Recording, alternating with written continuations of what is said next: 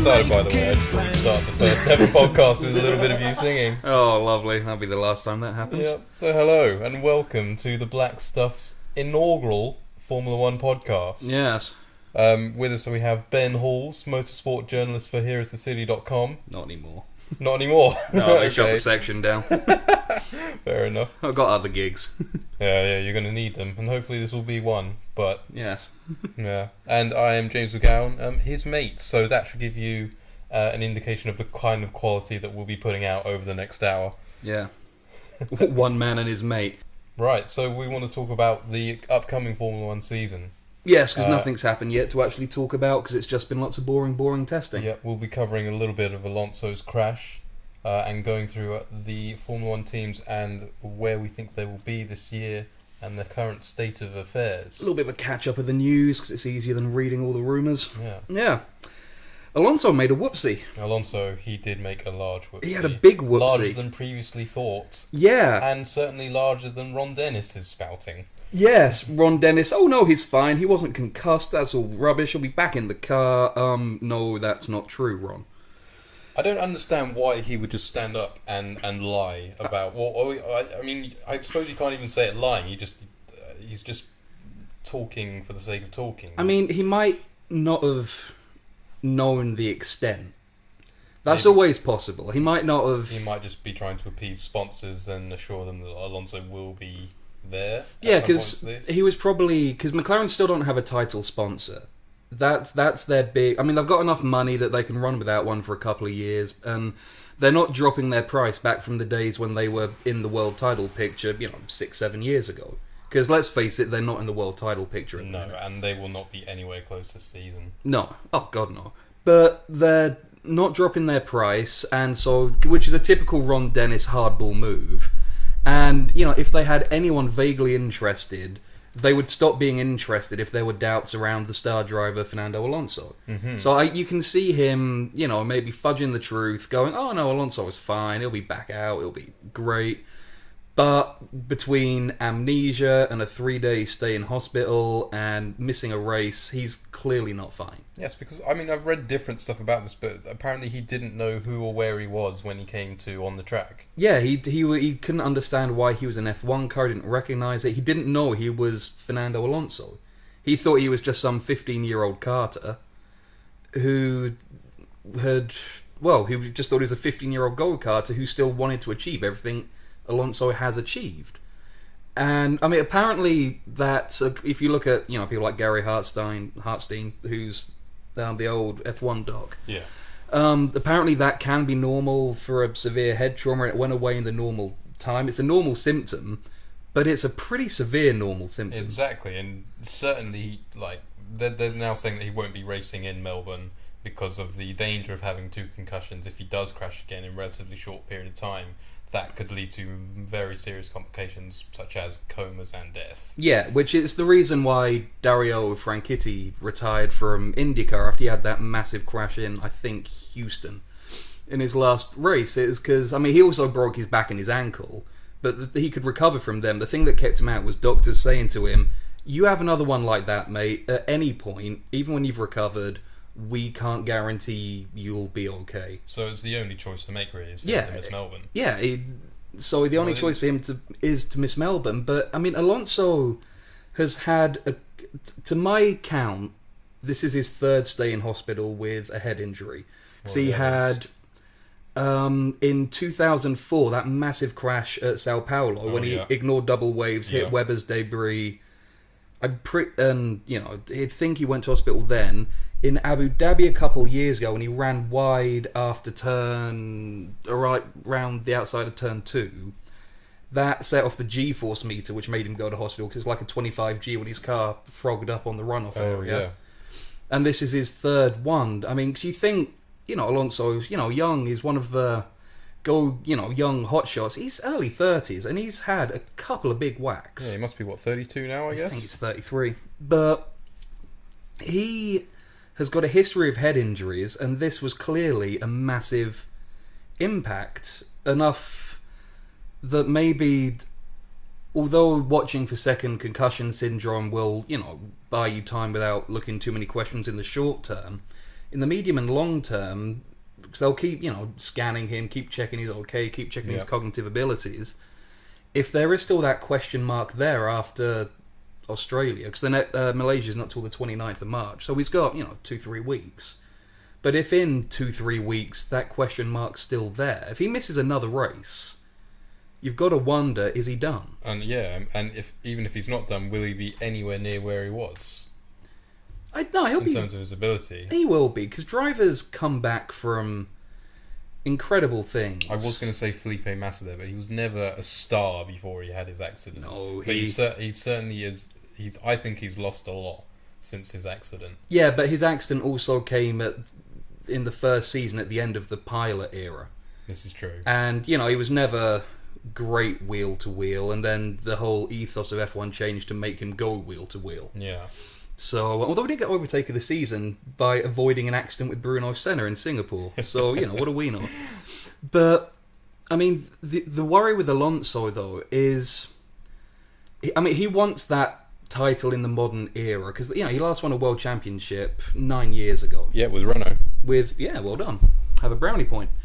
And he wants that, to solidify his legacy with another title or two. And to be honest... he deserves it, but the flip side to that is he is probably the greatest driver of this generation, like, in terms of respect. Yeah. In terms of respect that no one else on the grid's got at the minute. I can hear the Hamilton fans crying now. Yeah. Yeah. But it is true. I think it, on the widest consensus, he's deemed to be the best driver in the paddock. Yeah, Hamilton and Vettel are generally considered up there, tied around second, but... because he always wins the Team Principals Driver of the Year competition. Yeah.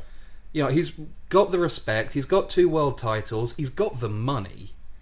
He could just call it a day, and no one would think less of him. No, and even if he steps out of F1 to a more low-risk formula, he could, easily... I don't think he would carry on racing after he left F1. Not unless it was something like Le Mans or something like that. Actually... he was at Le Mans last year, wasn't he? He was when we were there. Yeah, but also Le Mans... I mean, look at, like Alan McNeish's, Crash Mike Rockenfeller's, Anthony Davidson's. You crash a top-end LMP1 car, you're in just as bad shape. This is true. So, he might be able to get away with some GT racing, some touring cars, but he's...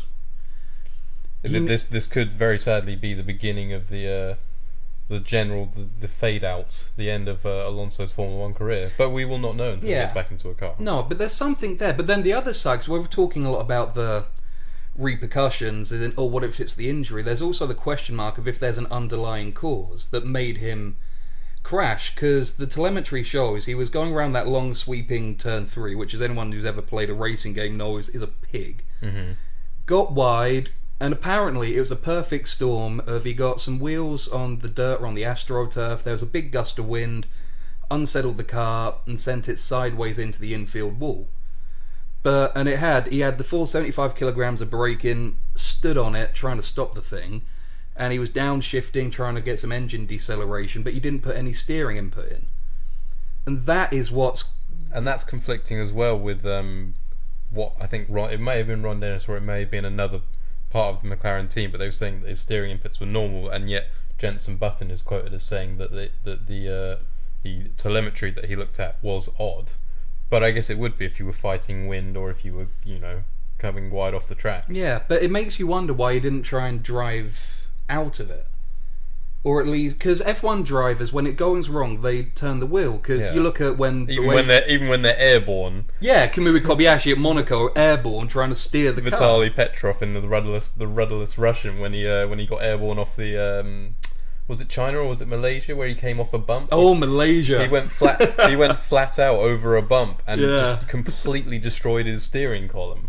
Yeah, but he was trying to turn mid-air. Sebastian Buemi when his 2 front wheels blew off at China going into turn 13. Yeah. That's about 190 miles an hour and you lose your front wheels.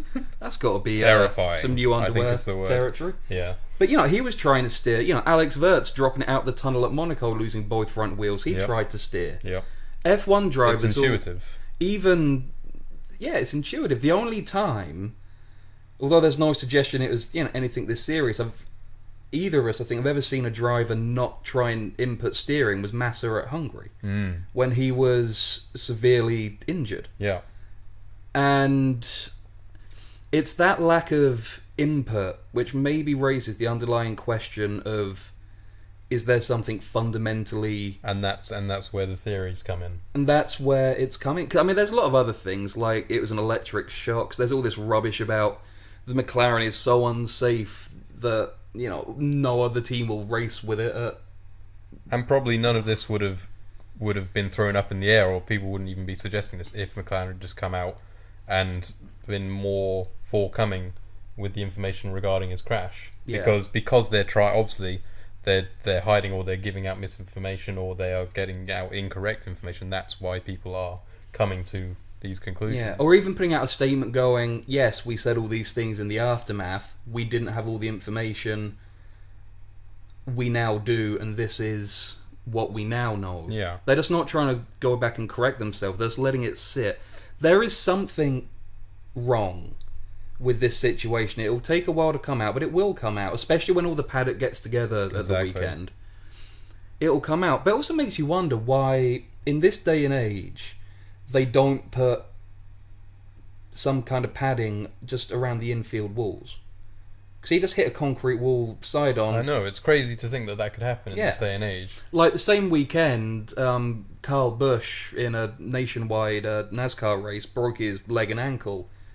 Admittedly, it's a head-on, but he just speared in, hit an unprotected wall head-on, broke his leg and ankle with the input, you know, and it's killed people. You know, Alan Simonson at Le Mans, same thing pretty much as Alonso, like lost the car, it gripped, it speared off, and he hit a bit of unprotected barrier in front of a tree stump and lost his life. I still remember when I was a kid watching IndyCar, seeing Greg Moore do the same thing, spike into the infield and get with such force it pulled him out the car, and it's not something anyone wants to see, and no, it seems meaningless not to do it. And I think to have this safety in.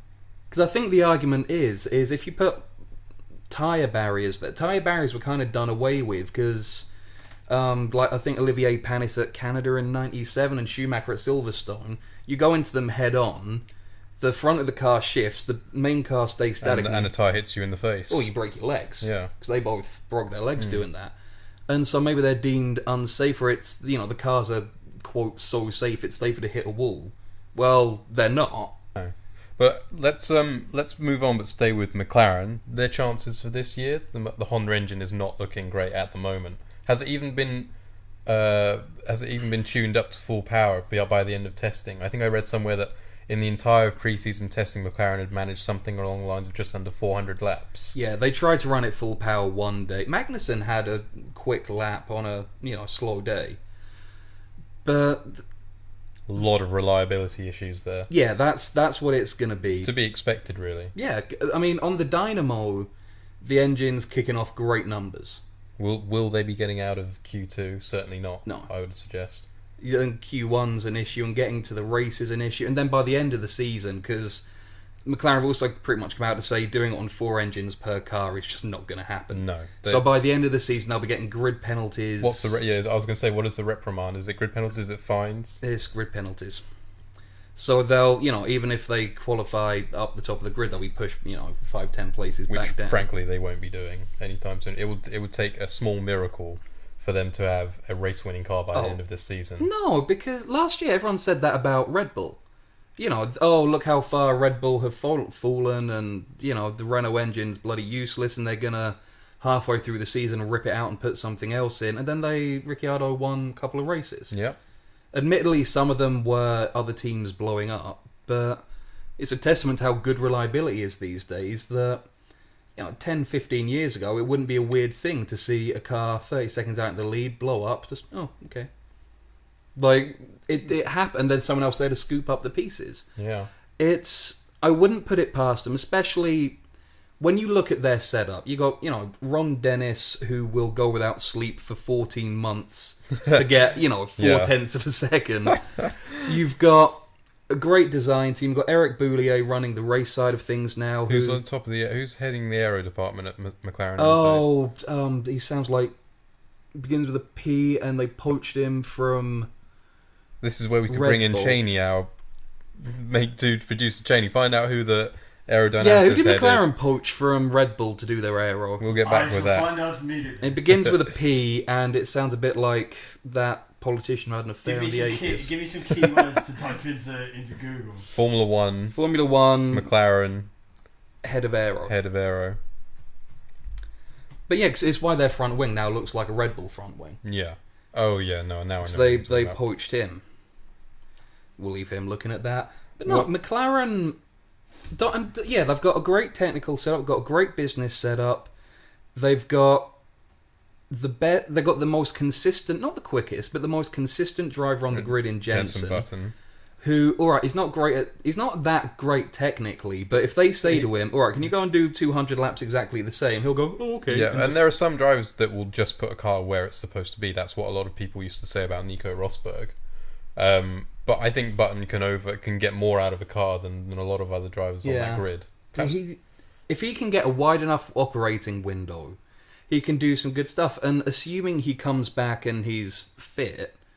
I mean, let's not forget that when Button was racing Hamilton, he was very rarely was he a long way off Hamilton in qualifying. He got more... And quite often he would outperform them in race. I mean, they had one season where Hamilton had a bit of a mare and Button beat him. Yeah. And then I think... Scored more points than Lewis Hamilton when they were both at McLaren. Exactly. So didn't win as many races, but scored more points. No. At the end of the day, I mean, look, Keke Rosberg won the world title without winning a race. I think that's I have wrong. no idea.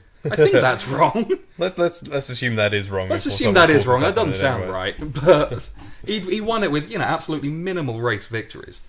And, he got Alonso, who can, in terms of morale, he can assume he gets back in the car fine, which, a lot of the stuff with him is probably, there's nothing else to write about and it's drama. Exactly. And so I'm just going to assume that that's all this is, and maybe he has a pacemaker fitted, and at the worst, and he gets back in the car. Kick on. He can, we've seen him year after year at Ferrari, grab a car by the scruff of the neck.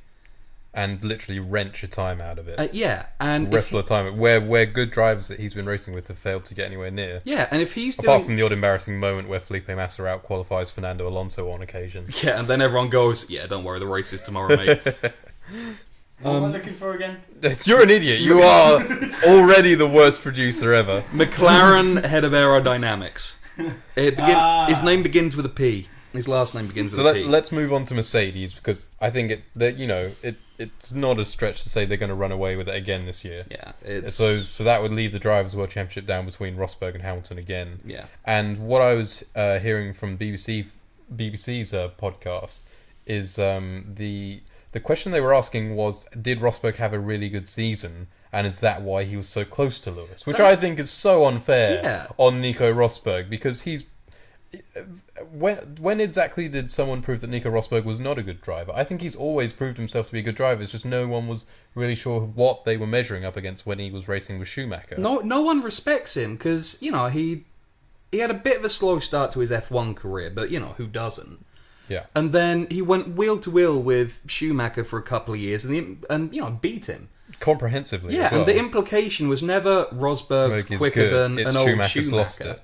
Yeah, Schumacher's lost it, and then Hamilton comes in, and they go, pretty much wheel to wheel, and it's never... He out-qualified him a fair amount of times this year, and he beat him for race pace on some circuits. I don't think anyone could dispute that Hamilton is the better driver. Oh, yeah. And really, it's only going to be Hamilton's own temperament that would lose him a Drivers' World Championship, or some bad luck. Well, I think... But you need a lot of that to win a Drivers' World Championship. Oh, you need a lot of luck. Like, when Alonso won his first title, it's because Ferrari had their first engine failure about 4 years. Rosberg's engine failed on the last race. If it had been Hamilton's engine that had failed, Rosberg would have won with the ridiculous double points system, wouldn't it? So you do need a lot of luck. But I think, when it all comes down to it, I think it's Hamilton's to lose again. Yeah, I think Rosberg...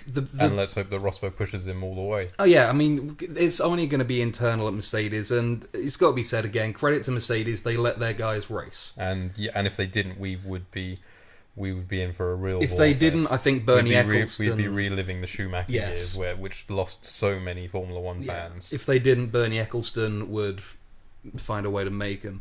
The thing with Rosberg is... he outqualified Hamilton a lot, but that's like being 2-0 up at half-time. You don't get any points at half-time. Exactly. And you have to finish the job. You learn, like, Hamilton's been in title struggles since, GP2 in 2006. Yeah. He is an incredibly aggressive defensive driver. Oh, God, yeah. And I think really where that battle was won and lost last year was, it came to a head at Spa, as we all know, but it was Hamilton knew that he could psych out Rosberg by basically the way that Hamilton drives defensively is he's basically asking the question of the other driver was, are you willing to crash? Because I'm willing to barge you out of the way. And you saw it in Bahrain a lot where he was running him off the road. And basically he was placing his car the fact that you would have to pull out of a move or crash. And that I think is what happened at Spa, and I would direct at this point anyone listening who wants to read more about it to your piece on Rosberg at Spa in defense of Nico Rosberg. It's a great article. But basically what we were talking about at this point is that Rosberg was fed up of being barged out. Yeah. And he was fed up of playing second fiddle, and he was fed up of basically submitting to Hamilton's aggressive driving nature, and he decided that he would just leave his car there, and that ended up in him getting a reprimand. But I could completely understand why he did it. He needs to kick on from that this year. He needs to get a psychological edge over Hamilton in terms of overtaking it. Yeah, Hamilton. If he's going to win, I don't think Hamilton is particularly a mentally strong driver. No, but he's aggressive. But he's fostered this aggressiveness because I was saying since 2006 in GP2 he's been in the world title picture, or in the championship picture for whichever series he's been in. In fact, before that, 2005. And it is that mentality of it's that he knows how incredibly to dominant. Yeah, it's that dominant mentality of he's going to put a car in a place and he expects other people to get out the way because he's Lewis Hamilton. And one situation where that would come to head is where he was crashing with Pastor Maldonado a lot. Do you remember the Monaco Grand Prix in, I'm going to say, 2010? Yeah. And he genuinely thought that he was somehow not at fault for that crash. And it's that kind of mentality which is going to make him up a lot of places, will get him into trouble sometimes as well. But it's that aggressive driving style, and he's basically, like I said before, he's playing on the other drivers' worry of not finishing a race. And he's never going to be the same situation as, say, Webber and Alonso going up Eau Rouge, where they know they can both trust each other not to have a crash. It's the complete opposite of that. No, he'd get out of the way going up Eau Rouge side by side. Hamilton just knows how to win and how to finish it, because he's been at the sharp end of championships for 10, 12 years.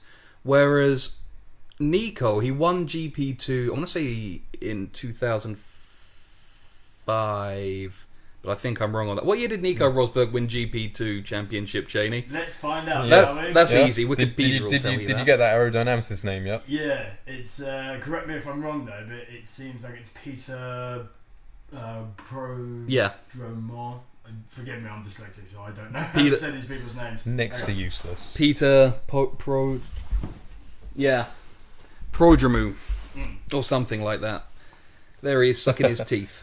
But Nico Rosberg hasn't been in a world title fight in a long time. No. And I think you get used, especially in like the midfield pack of F1, you get used to surviving. Yeah.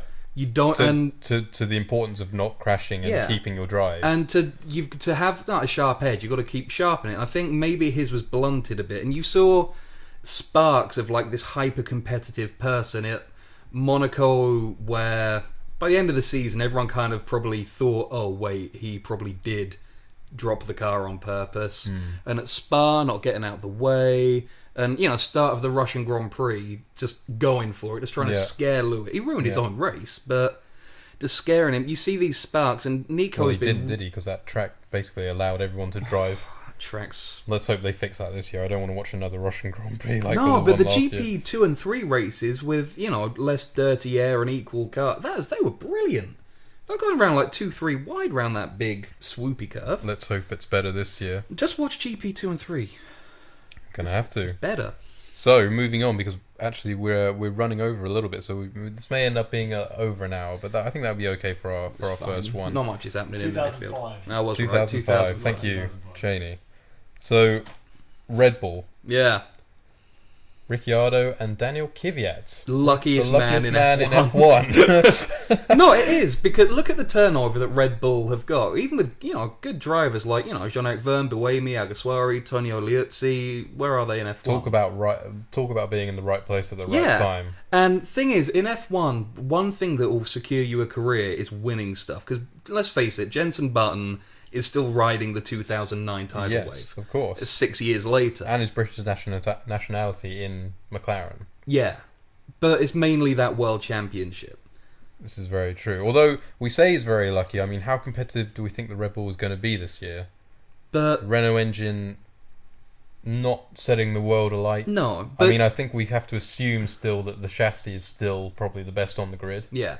But no, to go back, Kvyat's lucky because the one thing that secure you in F1 career is wins and titles. And being in that Red Bull, he can get a couple of wins. Massa's still going on back of wins he got 10 years ago. Yep. And so that is Kvyat is a lucky boy. Red Bull, there's going to be a big pack behind Mercedes. And Red Bull, everything they've shown pace-wise will be in it. And I think it'll be track to track, won't it? it'll be track to track because that Renault engine is the slowest of the lot, frankly. Yes. Doesn't have much grunt to it. And I think we all hoped that they would actually make bigger strides in terms of their competitors, and we'd have a more level playing field this year, but that seems to be completely not the case. It seems to be Ferrari seem to have made the biggest step forward in terms of where they were. Yeah. Mercedes have taken a good step forward also, and Renault have taken less so. Yeah, but it's also about drivability. Because this is the thing. It's why when everyone talks about, getting F1 cars back to 1,000 brake horsepower. If you put 1,000 brake horsepower through those cars at the minute, they'd probably handle it fine. Yeah. And no one would crash more, no one would drop the car more, it wouldn't be any harder to drive. It's about drivability, it's how the power is transferred, it's about torque management, it's about engine mapping. And I'm not too worried about the Renault engine. I wouldn't exactly go betting on Ricciardo to win at Monza or Silverstone. No. But in terms of drivability, I think if Renault stick to what they've been good at historically, could produce a very drivable engine, which makes a very drivable car. And that puts it in, high downforce settings. It could be there to, scoop up if one of the top teams misstep. Yeah. And it means that, it means they've got a chance. There are many ways to get from A to B in F1, and it isn't always the Williams-esque power. We're just going to drive past you in a straight line, and we'll work in some situations. But yes, not and all. when we get to a corner, we're just going to really, really hope that it doesn't go enormously tits up. Whereas Red Bull won all those world titles on apex speed. Yeah. And if they've got a well-mapped, drivable, reliable Renault engine, although it'd be nice if it had another 50, 80 horsepower, it doesn't need it. I genuinely think that they can have a solid season just by having that trademark high apex speed. Well, I think perhaps for Red Bull, it's not going to work in chassis such as Lotus. They had a stinker of last year, and I think did Sauber have a Renault engine? No, Sauber have a Ferrari engine. Who else had a Renault engine last year? Toro Rosso. Oh, of course. And Another, and they had a stinker year as well. just Toro Rosso, in fact. Yeah, because obviously Caterham went. Caterham had Ferrari, Lotus had Mercedes. No, Lotus had Mercedes engine this year. No, other Lotus. Oh, Caterham Lotus. Yeah, so Marussia. Marussia had Ferrari. So Caterham had the Renault engine. No, they had a Mercedes. They switched out. Oh, okay. Yeah, they did start with a Renault engine a couple of years ago, though, didn't they? Yeah, they switched to the... Oh, God, don't... The Caterham were a bloody mismanaged team. They were. They tried to play catch-up by just bolting whichever engine... bankrupting themselves, bolting whichever engine happened to be quick at the time. Exactly. Into the back of the car. But no, Red Bull will be much like Ferrari. They'll be in Do you think the pack. they'll beat Ferrari this year? I think it'll be a great battle. I think that'll probably be the most interesting part of this season is who will take the second spot, Williams, Ferrari, or Red Bull. Or Lotus, because Lotus look really good in Actually, testing. yeah, Lotus with the Mercedes engine, we have no idea. I mean, they had a race-winning car 2 years ago. They did. So who's to say that their problems last year were not entirely down to their power? Oh no, KTM did have a Renault last year. I'm just being an idiot. Oh, that's all right. At least I got one thing right this podcast. Yeah, well, I think I'm still 2-1 up. Ferrari? They're and Vettel. Sebastian Vettel, the least respected multiple world champion in F1 history. This is a big year for him, I think. Racing alongside Raikkonen, because Daniel Ricciardo has destroyed Sebastian Vettel's reputation. He has absolutely obliterated it because he really had him well beat last year. Yeah, it was the perfect storm for Vettel because there's been this long-running feeling amongst everyone who isn't a Vettel fan going, it's the car. Yeah. And then, because sometimes drivers have a bad year, they don't get on with the car, because no one is, everyone understands Raikkonen last year, new team, didn't like the car, wasn't used to the engine, wasn't used to the regulations. And that's what a lot of Vettel's apologists are saying at the moment, is that last year the torque issue and everything like that just didn't suit his driving style and he couldn't adapt to it, whereas Ricciardo could, which is, possible. Which is possible, but at the same time, I think this year is going to be a huge year for Vettel. I actually personally think that Vettel will be able to beat Raikkonen. But it depends which Raikkonen turns up. I mean, Raikkonen was so disinterested last year. But if he's not winning, Raikkonen couldn't care. If Raikkonen probably would have happily gone home after Malaysia and gone, I'm not going to win a race this year, I'll come back next year. Yeah. Thank you. It really, getting him motivated is going to be Ferrari's big... Yeah. But I can also see Ferrari... Because, I was a big supporter of Raikkonen going to Red Bull when that seat freed up. Yeah. Because Vettel needs everything custom made for him. And that's not criticism. It's in the same way that Schumacher had everything at Ferrari made for him and Irvine, Barrichello, Massa just made do. Exactly. And, the same way that at the end Webber made do with whatever was being made for Seb. I think in Raikkonen, they won't fully make Seb a car. They'll still accommodate Raikkonen.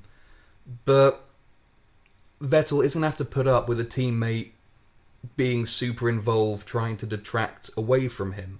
Because let's face it, Raikkonen turns up on Thursday, goes on Sunday night and couldn't give two hoots what happens in between. Exactly. In between races. It will let Vettel lead Ferrari and it could bring him back. But at the same time, it's his first time racing, or his first time since 2008 racing outside of Red Bull. He's never won outside of an Adrian Newey design, because even that Toro Rosso B-Spec was pretty much an Adrian Newey design. It came because they could share designs back then. And the next season or two is going to be where he makes or breaks his... Yeah. The next couple of seasons will determine whether Vettel is remembered as a great driver that won 4 world championships, or a driver that was in a great car that won 4 world championships. And the general consensus will be that you could probably put one of perhaps 6 or 7 drivers on that grid in that car, and they would have won the world championship. Because there is no implication here, it should be said, that Sebastian Vettel is a Max Chilton, is a Marcus Ericsson, a Guido van der Garde bum. There is no implication. He is clearly a phenomenal driver. But is he up there in the top 3? And generally, I think people would say, based on last year, no. Yeah. He's driving for his reputation. And for he doesn't need to win to improve his reputation. Because if anything, Alonso at Ferrari improved his reputation tenfold by not winning anything. Yeah, but by being competitive. By being competitive in a car that you saw him automatically turn out of turns as he put the accelerator down. Vettel needs, in the next 2 years, to show that he can do it when the car isn't doing it. Exactly. Because last year, it was the first time he's ever been tested, and he flunked. He flunked big time. There wasn't even that one-off redeeming performance, really. Having said that, I would if I was putting money on it, I would put money on Vettel to get the better of Raikkonen this year. Yeah, I would. Which hurts because I'm a big Raikkonen fan. Yeah, I think. But I just don't see any desire in Raikkonen's driving last year at all. I think with Kimi Raikkonen, I absolutely adore him, and I think that if not for his radio montage reel, if nothing else. God, yeah. I think Raikkonen's like, I can be paid, 20-30 million euros a year to sit here for a couple of years and maybe I'll scoop up a championship winning car and win another one. Yeah. And if not, I get 20-30 million euros a year, so who cares? Am I right?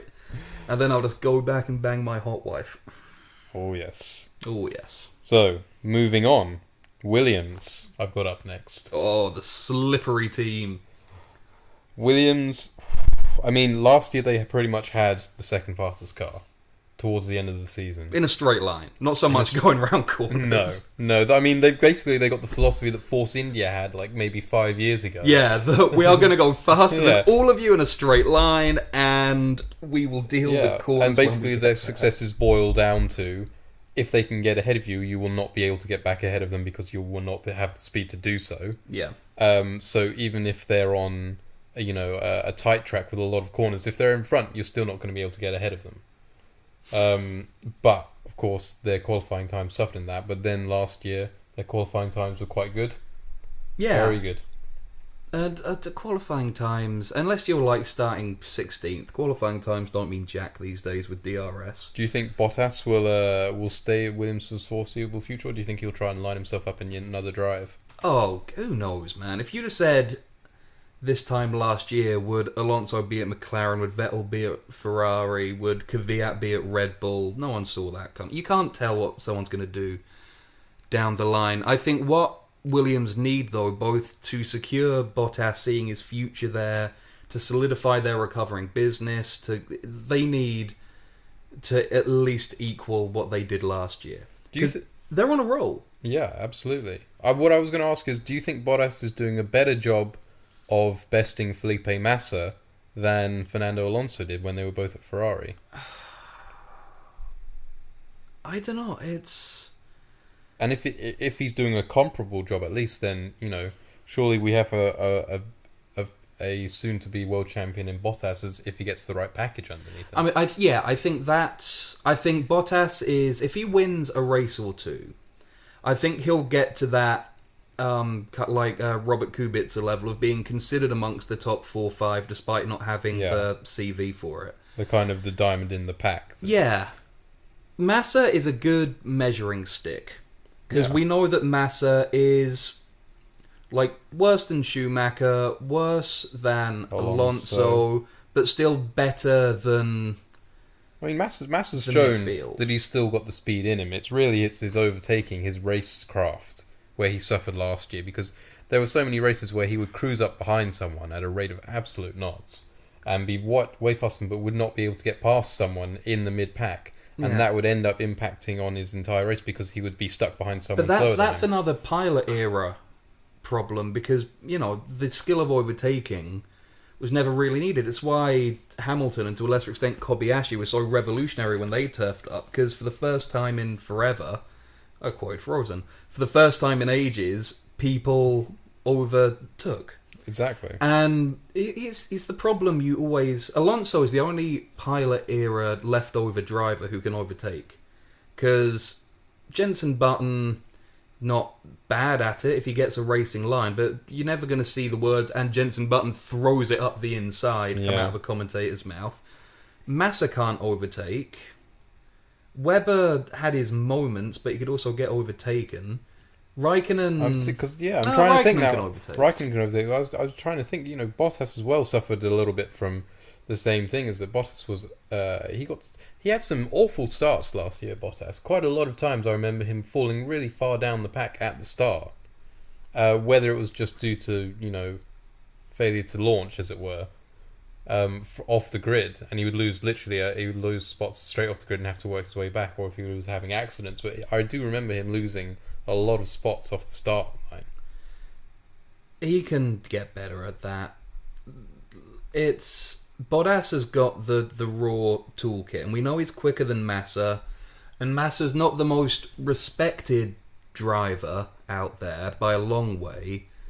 Like, I don't think if you were drafting a fantasy F1 team, you would pick him in the top 10, maybe 14 drivers. No. But his lap time pace is very, very good, and Bottas is quicker than him. And Bottas is young, he's still learning. You know, last year was only, his second season in F1? Second season, I believe. And he's getting there. And Bottas will be a great driver. Williams are on a roll. They've bounced back technologically. They've got a quick car again. They've got a quick engine. They are really popular. How many martini stripes did we see at Le Mans just on everyday road cars? Oh, too many. Too many. How many people in Williams shirts do you see? Way too many. My flies are undone, everybody. We're lucky we're on audio only. Yeah, no one wants to see that. Yeah, I thought it was a different website that began with you. Right, so moving on from Williams, let's go into what I would call the midfield of this year. Although we don't really know, because we're going to start with Lotus. How will they get on with a new Mercedes engine? It looks like they're getting on. Will they suddenly, be back in the top sort of 4 teams? Yeah, they're looking. They'll be a solid Q1 contender, Q3 contender. Q3 contender. Yeah. Oh god, it's like they'll be up there. I mean, it looks like from their testing times they've done a solid car. Yeah. It looks like they've gone for a much more orthodox car. I think they're just trying to nail down the basics, because with, the twin tusk nose, forward exhausts, passive DRS, they try weird things. And a repair bill from Pasta. Maldonado. They've got to lose money on him. I mean, all I can say is that buy stocks in carbon fibre. His sponsor money must be absolutely extortionate. I don't know what the actual figure is. I keep remembering 20 million, but I'm sure that was 2 years ago. Yeah, I think it's I don't know what near it is now. 30, 40. It would have to be, because the repair bill he sends, the man crashes so much, but he shows that every now and then that he is, potentially a Grand Prix winning driver if he has a good car. He proved that in Williams, I think. That he does have the 1 lap pace. He has the 1 lap pace. He has the aggression. He does absolutely stupid things, though. Yeah. Whether it's, twice in F1, he's used his car as a weapon, which should be an automatic take your super license away. Yeah, he did it against exactly. Perez at Monaco and Hamilton at Spa. He's weird because he's got the pace. He's got anger. Certainly. He's got the anger and passion. I don't think he's a natural driver. No, he is erratic. And it's very much, I think it's a lot of learned skill. He's not, natural picking it up, and his junior career isn't great, because he won the GP2 title, but the year before that, Hulkenberg was his teammate, and Hulkenberg won it and outscored him about 3 points to 1. Well, yeah. Hulkenberg's one of those drivers, again, that, a couple of years ago we were talking about Hulkenberg being what we just described Bottas as.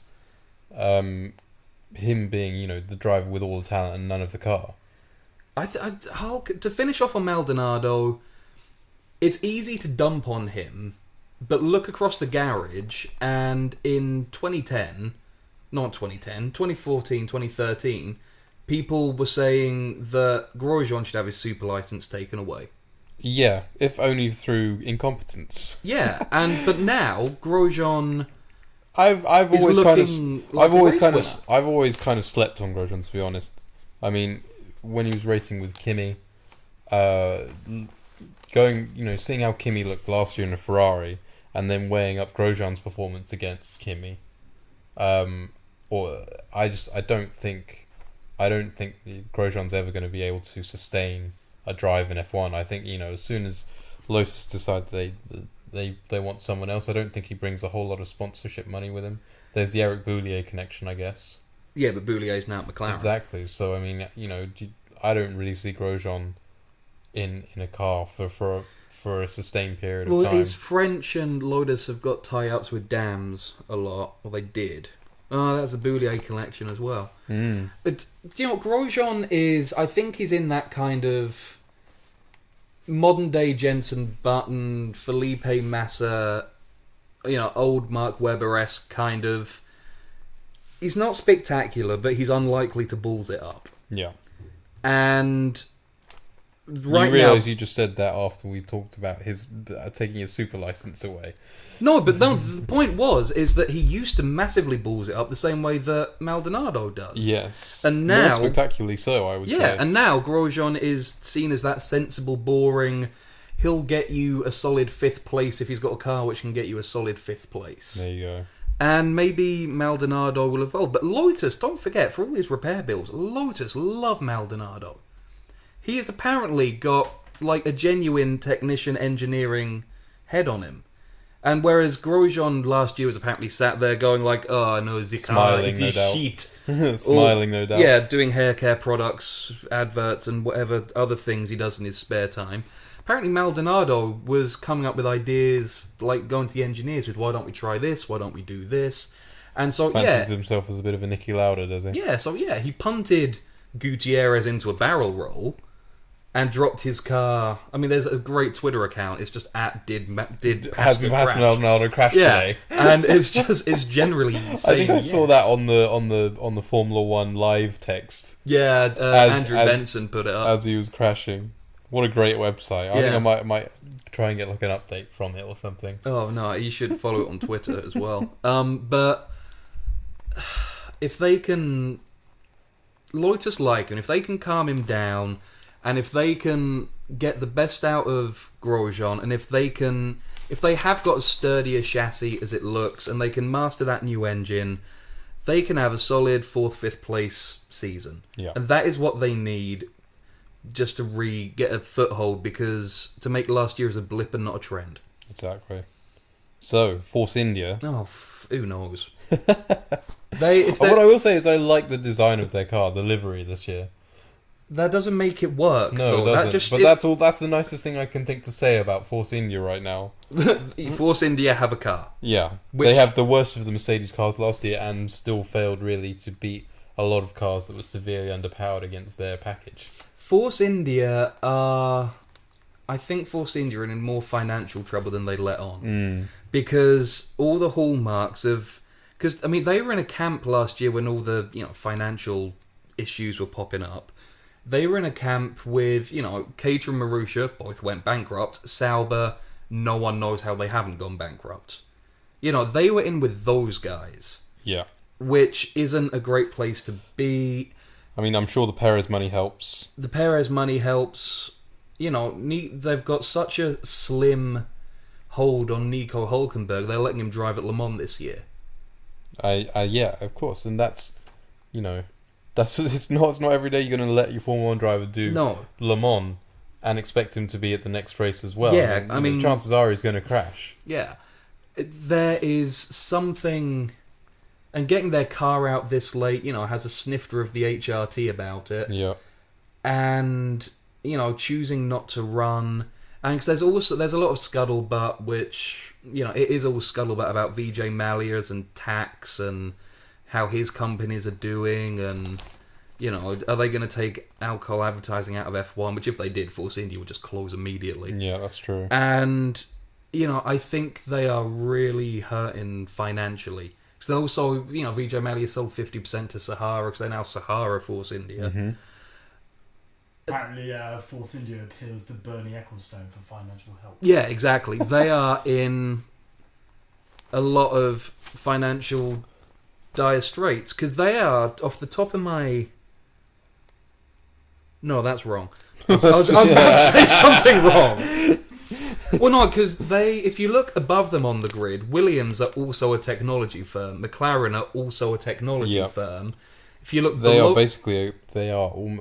basically customers, aren't they? They are to whatever they're producing. I mean, the only reason that people at Force India get out of bed in the morning is to go motor racing. And you can't turn a profit in modern day F1 doing that. And it's legitimately a case of how much money can you get in from the other arms of your business to let you run your F1 team at a loss. And I don't think Force India can afford to run at a loss anymore. No. Well, and that's really going to start hurting them, because if you can't afford to... I wonder if they'll get a paid... I wonder if, similar to Bruno Senna when he was at Lotus, I wonder if they'll try and get a third paid driver in. Oh, yeah. And share him out with Hulkenberg in exchange for money to keep running it. Yeah, it would not surprise me. I mean, it surprised me that Nico Hulkenberg stayed. I think probably because there were no other seats available. There weren't really any other seats available to get, were they? No, not the really. Red Bull Toro Rosso thing that is so in-house that there's no real chance of someone else taking that seat. Nope. So you're left with, McLaren, Red Bull, Ferrari, Williams, Lotus. And because he's got the unfortunate case of he is German driver in an era of a lot of good German drivers. Yeah. And, he just probably doesn't have the fan base to say that, Vettel or Rosberg has. He's also got the problem of Perez was beating him last year. Yeah. And Perez isn't considered... Because Perez was kicked out of McLaren because McLaren outright said, looking at telemetry, we believe there is a fundamental speed difference between Perez and Button that Perez can't overcome. That was why Perez was released from McLaren. Yeah. And so now Perez is beating Hulkenberg. And I think... Who was Perez's teammate at Sauber when he was racing for Sauber? Kobayashi. Oh, okay. Because he really bested Kobayashi when everyone was pretty high on Kobayashi after his introduction to Formula 1. Yeah, but it was a style of driving. Yeah, everyone was high on Kobayashi because he overtook in an era where you didn't overtake. Exactly. I think Hulkenberg needs to... In fact, that could be the only reason he stayed. He needs to... well, there's no other drivers. He needs to reassess that, like Bottas, he is the best of the rest. The next time a big seat comes up, he needs to be the one filling it. But there's also the talk about this lack of managerial cutting edge with him. He doesn't have that aggressive goal-getting manager who is just sat in Ferrari's ear going, "Hey, do you see that? The Harvey, Formula 1, whoever that might be." Yeah, it's he's still respected, and I think you'd still take him for his upside above a lot of established drivers. Like if I was drafting a Formula 1 team to start racing this season, I'd take him above, Massa, Raikkonen, and Button. Yeah, absolutely. And that, as certainly those seats, in terms of raw pace, because he's shown that he can do it. Yeah. But anyway, Force India are going to have a terrible season, and we just got to hope they don't go bankrupt. Is the take on? Yeah. You think the back marker in front of Marussia? Yeah, because they'll be in McLaren's... Or Manor now, aren't they? Manor F1. They'll be in McLaren's position if they need to improve radically during the season to make anything of it, or else, what's the point? They need to do a Williams. They need to stop having a luxury like a great driver like Nico Hulkenberg. They just need to go to GP2 paddock and go, who's got the biggest wallet? Come here, you've got an F1 drive now, son. Yeah. Congratulations, give me money. Congratulations, you've made the cut, give me money. And you have the unattainable skills of financial backing. Congratulations. Oh, did you see when people talked about if they're going to drop Marcus Ericsson from Caterham last year? It was an unnamed source apparently, which it sounds like something a snide engineer would say. And they asked, how do you think Marcus Ericsson's in danger of being dropped? And the response was, I can think of 17 million reasons why he's not in danger of being dropped. Yeah, they need money. They need money more than they need pace. Well, staying with Marcus Ericsson, we may as well talk about Sauber. Oh, good. Felipe Nasr, who I know absolute dick all about. He's good. He was he went up with Jolyon Palmer for the GP2 title last year and didn't win. But he had this kind of always the bridesmaid, never the bride about him in GP2. He was, constantly top 10, top 6. We didn't start winning until last year, but last year was also a pretty weak field. Apart from, you had him. Palmer won it, but he's driving a Dams, and that's a bit like. I don't even know his nationality. Where is he from? Brazil. He is Brazilian. That's why there's Banco de Brazil written on the side of their cars in blue and yellow. Fair enough. You could use some deductive reasoning there. And of course that gorgeous Chelsea Football Club logo. Oh, that's disgusting. Now in a royal navy blue. Yes. Moving swiftly on from the vomitorium. No, Nasser's good. He's not great. He could improve in F1 like any driver could improve in F1. He's got some upside, but you wouldn't... I could think you could, if you were taking a driver on pure talent, you'd probably take from GP2 Stoffel Van Dorn. Yeah. Van Dorn.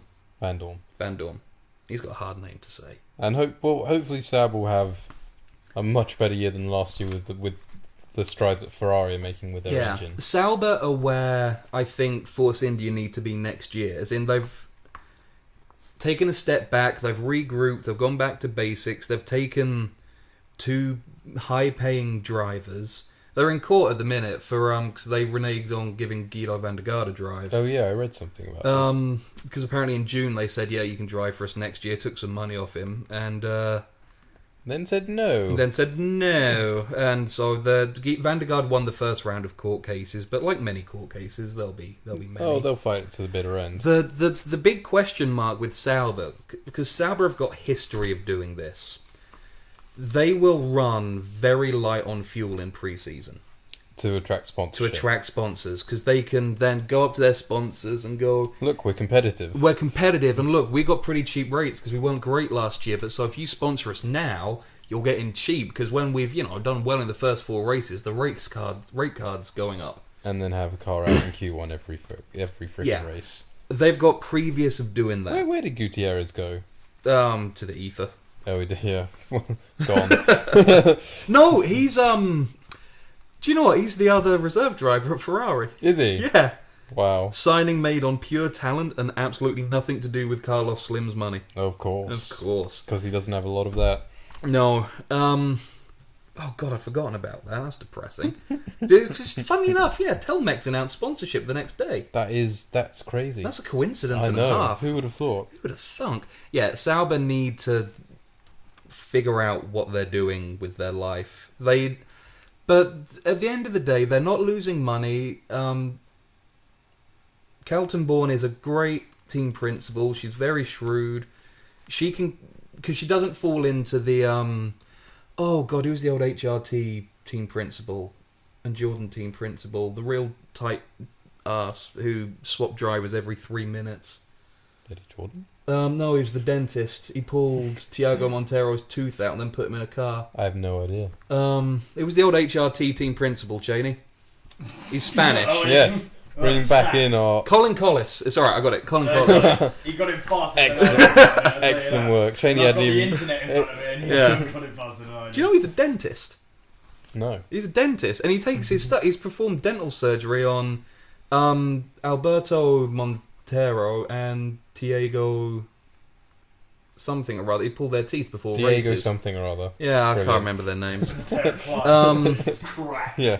Yeah, no, yeah, and presumably because it's the morning of a race, he couldn't give him a sedative. But Manesha Kaltenborn's got like the fiscal responsibility of him, but he's a very defensive team boss, where she wants to get back.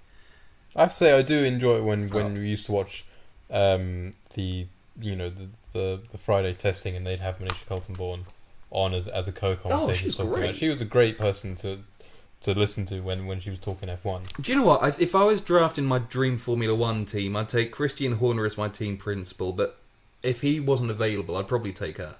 Absolutely. I think I would say the same. You know, when I'm surprised, I mean, admittedly it's complicated because she's a stakeholder in Sauber now, but with their relationship with Ferrari, I'm surprised that Ferrari didn't try and snipe her to take over theirs. But saying that, true. Oh, no, that's not going to lead us on to Carmen Jorda, is it? No, let's not talk about that. No. It does service to no one. That's all I will say. It does service to no one, giving someone a drive purely based on their gender. There was a great article up on one of the F1 websites. I cannot remember which one, and the basic premise is done as it's a spoof article. It's done as a fake interview. Yeah. The basic premise was someone doing F1 fans need to stop discriminating drivers on the grounds of their shit. It was all about her side. I think it's just fair to say that we would all love to see a woman succeed in Formula 1. Oh, it would be fantastic. What nobody wants to see is tokenism. And that's where we'll end our chat on that, I think. Do you know she's the only person to DNQ from a GP3 race? End. Didn't score a point in 4 years. Oh. End. Right. Just saying, Alice Powell's out there. Toro Rosso, the kiddies' playpen. Yes. Sainz Jr. and Verstappen. Yeah, that'll be fun. That'll be a shit show. Who do you think will have the better? Who do you think will have the beating of the other? Oh, Verstappen, because he's actually good. You think so? Red Bull, this is where it can get a little litigious, but Red Bull, I swear, only keeps Sainz Jr. around because they need his dad. Because Carlos Sainz, rallying legend, drives for Red Bull in the Paris-Dakar Rally and all these like hyper-endurance rallies. And he's valuable to their brand. Because Carlos Sainz Jr., the year Daniel Kvyat won the GP3 title was meant to be Sainz's crowning year. He did so poorly, they pulled him out the series. You know, he's had... and they put him back, they regressed him into Formula Renault. This is what I don't like about the Toro Rosso team, though. They always put two young drivers in. How on earth are you supposed to gauge one of them against the other? Yeah, it's impossible. There is no measuring stick for Toro Rosso. You had it with Alguersuari and Buemi. Both great drivers, both dropped. Yeah. Because you could not tell if they were both great or if they were both average. No, they stuck Ricciardo in HRT with Liuzzi, who's an ex-Red Bull driver. Yeah. To see him. Carlos Sainz Jr. he's also the only person I can think of who's got at least a couple of reprieves from that cutthroat young driver program. Yeah. He's been in it for longer than I can think of anyone in, the modern era. I honestly think they just need him around for his dad, and they had to give him his chance eventually, because they couldn't keep him sitting in the wings anymore. He's never impressed me. He looks skittish and nervous. Yeah, he can have his day, like any driver can have their day. He doesn't look comfortable. He looks, out of depth, unless he's in the top car winning from the front. And I don't think he'll do great in F1. But then again, as we were saying, chatting while drinking heavily last night, that you look at Jean-Eric Vergne and Ricciardo, and you couldn't have told which one of them would be. I think it's slightly farcical that Jean-Eric Vergne doesn't have a drive this year. Yes, but they needed it. Oh, we're at an hour. Look at that. We're at an hour. Well, we'll go slightly over because we've still got 2. 2? Yeah. Well, anyway. Toro Rosso and Marussia. So Manor. We have to get used to saying Manor now. No, they're Man and Marussia. But to go back to Maxi and Carlos, that's what I'm going to call them, Maxi and Carlos. Maxi and Carlos. I'd watch that sitcom.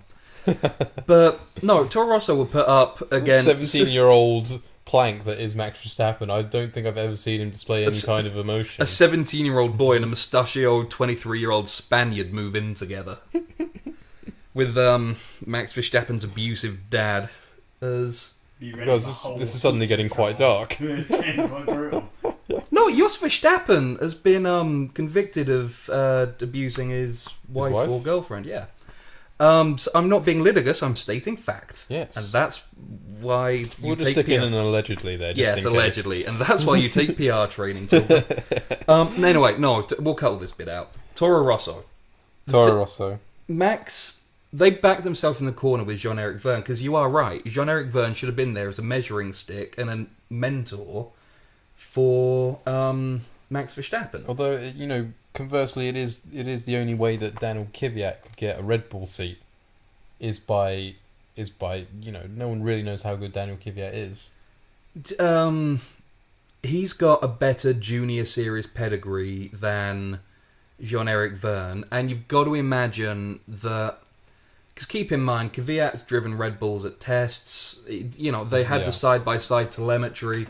You can look at the telemetry and you can see who is the better driver. Mm-hmm. You can just see it in the numbers. I don't think there was any question over. And also, some of his performances last year, and Kvyat's got more upside to him. He's got more potential, more room to grow. What was unfortunate was because the reason Red Bull got Max Verstappen's signature was because. He was being courted by every team on the grid as a development driver. And Red Bull turfed up to him and went, you see down there, we got that Toro Rosso team, and one of those shiny cars will be all yours next year if you sign for us. And that's the reason why they got him. It's why they had to race him. And I figured they had to give Sainz Jr. his chance. It might have been like a condition of winning the Formula Renault Championship, like internally or something. Yeah. And they can... It surprised me they don't have a more experienced Red Bull driver bouncing around the program. Like, I mean, I wonder sometimes if it does this disservice to Formula One. That this just kind of this strict in-house driver program, because I can't remember a non-Red Bull affiliated driver ever getting a seat at either of them. no. And you've got so many drivers that deserve drives around the paddock, but that's 4 spots No, just sewn up. everyone does it. But having said that, it is a great way for drivers to get bled through as well. No, I reject that. Everyone does this. It's just Red Bull are blatant about it and have... The only dodgy thing about it is it gives Red Bull 2 votes at meetings. But other than that, I mean, look in the last few years... back when Mercedes were in bed with McLaren. Mm-hmm. Force India, you want a Mercedes engine, do you? You're running Paul di Resta. Yeah. Last year, Ferrari going, Sauber, you want... 2 years ago. Sauber, you want one of our engines, you're running Sergio Perez. Yeah. Marussia, you want one, you're running Jules Bianchi. It's always been... if you want our technology and our engines, you run our developmental drivers. Yeah. It's always been that way. The only difference is that Red Bull and Toro Rosso are blatant about it. That it's absolutely... The problem I got with that program is you've got to be a prodigy to get anywhere, because they've trashed so many careers. Yeah. Because Alguersuari, Buemi. Although, to be fair, they're not doing that bad now. all right, Are they both racing in the Endurance Championship? no, Alguersuari is in Formula E. Oh, of course, yeah. And Buemi's running. Buemi Buemi's was last year. world champion. Of course he is, yeah. I Yeah, forgot. world champion endurance racer with Anthony Davidson. It's... the problem is... Because also, when you're in that environment, you don't build the external connections. Because, let's face it, I don't think it's unfair to say Well, that you can't Jean-Eric branch out Vergne... with your networking, can you? It has to be focused networking. Yeah, but you don't have anything if you come out of... Like, what did Jaime Alguersuari have when he came out of... He had no drives for, I think, 2 years. Yeah. Or no, noteworthy drives for 2 years. I reckon Jean-Eric Vergne only got that Ferrari gig as, like, Vettel said, can you sign him, please? Pretty Or much. maybe Vettel knows him and trusts his simulator data, something like that. But, anyway, to stop harping on the ills of the program... Toro Rosso are a crapshoot because their ethos is to not be embarrassing but don't be quicker than the big boys. Exactly. And The sky is not the limit. the sky is not the limit, just not losing too much money and embarrassing the brand is what you're aimed at. Yeah. And, Franz Tost has said that he thinks this is the best car they've had.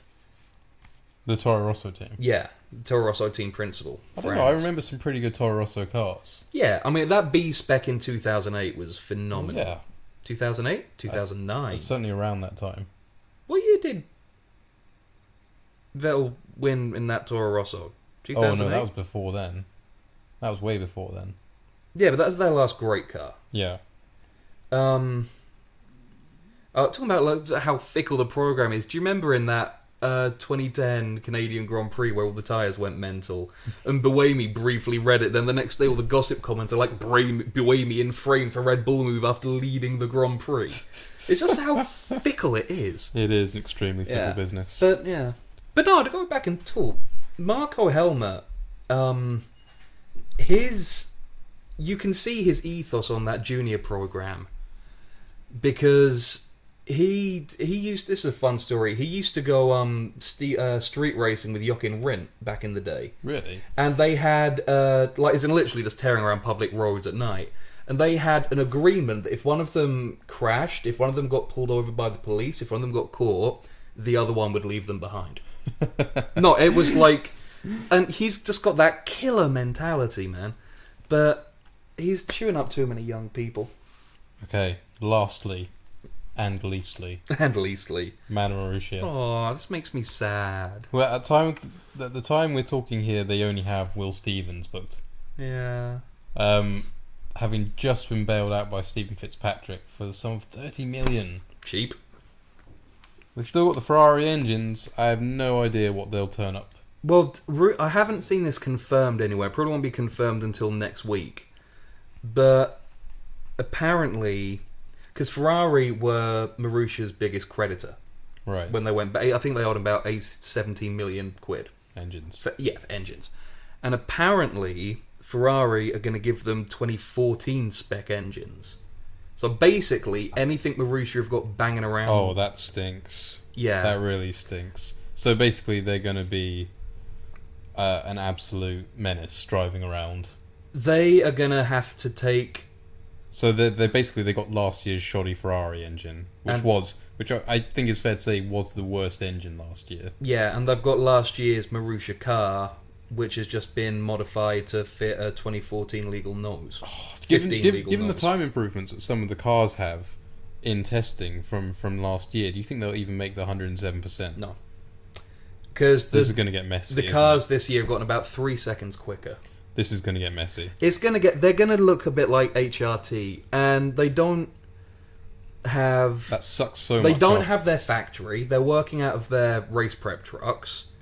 They don't have anything. They are like HRT in the death days. Oh, HRT, who built the car in Q1 and who turned up to Monaco without any spare front wings. You get the fair feeling that, a few too many crashes this year and they will go. Yeah, but all of that said, out of all of those new teams who turned up, they are the only ones still standing. Yeah. They are the only team... No, that's not true, because HRT came from a junior team, but they have got the best pedigree because of all their junior runners. Right. John Booth knows what he's doing as a team boss. Okay. This year is survival. This year is make it to 107.5%. Yeah. In Q1. That is their aim. Don't expect to finish a race. Don't expect to overtake anyone. Expect to spend a lot of time looking at blue flags. And that's such a shame after Jules Bianchi's points at Monaco last year. It is a shame. And, it's such a shame after, Jules Bianchi's crash. I think that killed that team. It really did, because they were on the up. They were on the up. I got a feeling if that hadn't have happened, they might have been able to keep keep above water, but just because that's such a guttural body blow. Because no one wants to be associated with the team after that happens. No, and anyway, but that's sad news from last year, and obviously we wish Jules still keeps improving, gets better. But anyway, Godspeed. But Mana have got one driver let around, and you have to assume the second one will be a paid driver, which no one really will want to take that seat, because what would be the point in paying that team money? Yeah, exactly. You're going to get nowhere in that car, so it'll end someone up will being pay. No, someone will pay it, even if they do it on a race by race. I think they'll be dictating their own terms. You can be sure of that. Oh yeah, last year I believe the going rate was $250,000 for a race seat per race. At least that's what Caterham charged Will Stevens. Right. If they can survive, if they can keep their heads above water, it'll be epic. Yeah. And it'd be really good to see them rise as well, if they can, but because time will tell. If they actually turn up in Australia and drive a car out and, just take part in the weekend, I think a lot of people are going to be backtracking, because when they were said, oh yeah, we'll be there, who believed them? Nobody. Certainly believed them. They've already won. They are the non-league team who's through to the third round of the FA Cup. They are Blythe Spartans. And you know what? They're not going to go on a cup run and get to Wembley, but I think they are also for the first time the unanimous underdog. And I think F1 looks after its own. If they turn up, blooded but unbowed at Australia, the F1 community could give them a few handouts and get them there. Because they clearly... You don't go through the winter they just had with, you know, the fallout from Jules' crash, with rescuing that team financially, you know, picking their cars out of a depot in Abu Dhabi, you know, covered in sand, and modifying them to get back to the grid this year. You don't do that unless you care. Exactly. And let's hope that they get a little bit of luck for a change. Yeah, and I mean, they'll need, you know, mass explosions of 2015 engines to get anywhere. But I think that with that determination, even Bernie Ecclestone would have to, like, roll his eyes and give him, you know... Something. Give him anything. Give Bernie. him anything. Give him him anything. Come on, Bernie. Come on, Bernie. Just give them something. Just, Yeah. you know, a little. Just a little bit. Because he says, you know, because his reasoning for never giving the little teams anything is, you know, they know what they're going to be paid, you should live within your means. And it's like, yeah, but Bernie, pay him a living wage. For God's sake. Anyway. Well, I think that pretty much wraps it up for the first Black Stuff podcast. And the take-home is, Alonso's, there's something dodgy there, but hopefully this is all just drama, because there's a vacuum of news, and if you want to win, be driving a Mercedes and be called Lewis Hamilton or Nico Rosberg. Yeah. Well, for sure we'll be discussing it after Australia, when I guess we'll do the next one. Yeah. Assuming that even one person listens to this. We don't know. I will. Oh, cheers, buddy. Yay!